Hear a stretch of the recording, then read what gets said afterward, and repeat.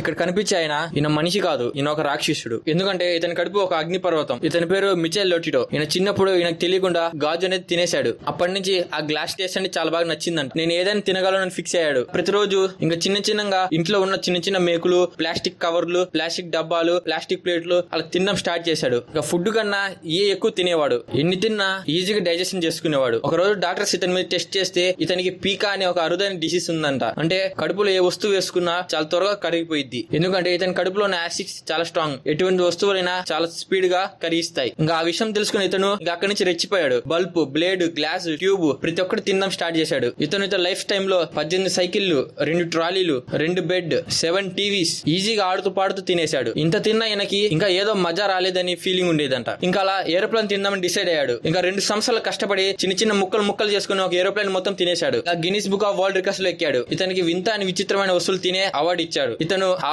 అవార్డుని కూడా తినేశాడు. మళ్ళా వాళ్ళు కొత్త అవార్డు ఇచ్చారు. దాని మీద ఈసారి ఏం తినొద్దు ప్లీజ్ అని రాశారు. మీరు ఇతని గురించి ఏమంటారో కామెంట్ చేయండి.